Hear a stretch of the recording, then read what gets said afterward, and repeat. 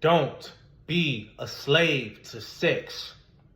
This chapter 4 in my book, I'm going to read an excerpt from it and give you my thoughts. And I also want your thoughts and comments down below. I start with quoting the scripture out of Proverbs chapter 5. I say this: "My son, pay attention to my wisdom. Listen carefully to my wise counsel. Then you will show discernment and your lips will express what you learn.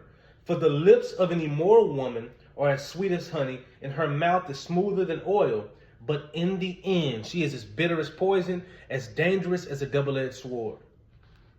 Maturity is understanding that everything that glitters ain't gold. Women tend to be emotional beings. If you engage a woman on a psychological level, you usually have a great shot at making a connection with her. Men, on the other hand, are usually more black and white. We're visual creatures. If we love what we see, we pursue what we see. It's really that simple. There are pros and cons to this, in my opinion, and here's why. Not being led by emotion can protect a man from being manipulated or easily deceived by sweet nothings, because we tend to see through the fluff for what it is.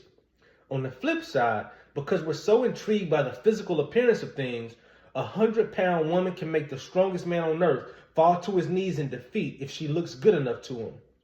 The passage above in Proverbs is one of several passages that speak to a young man about the dangers of the immoral woman, who's an embodiment of sexual sin.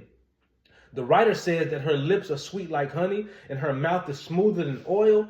This is what entraps so many men around the world: the allure of the woman's beauty and seduction. Wow.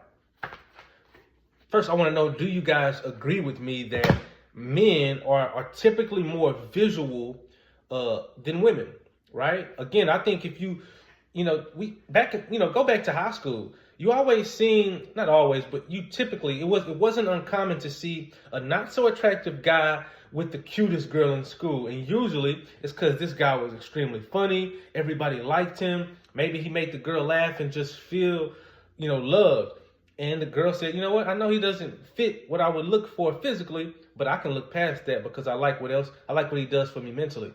Men, on the other hand, are not that way. Typically, men go for what we see. We want that eye candy. We want the physique. We want the physical. And usually we set all the other stuff aside.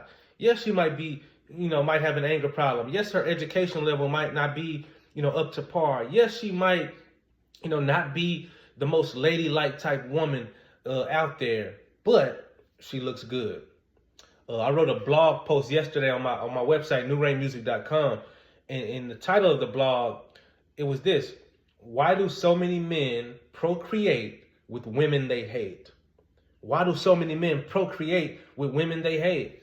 And in this blog, I talk about this exact thing. I believe, the short answer is, it's because they ignored all the red flags with the woman's character, and they just looked at her beauty, and they made decisions to create life based off of beauty rather than character, integrity, all that good stuff that God tells us to. Men, if we're going to stop sinking down this sinkhole that we've been sinking in for so long, if we're going to rise up to the standard God has set for us, one of the things we must do is get self-control in the area of sex. It's that simple. Comment down below if you agree. Comment any comments you might have, any insight or wisdom you might have on this topic. It's your boy Jalen Perkins. 7 ways to be a max out man, and one of them is, don't be a slave to sex. I'm going.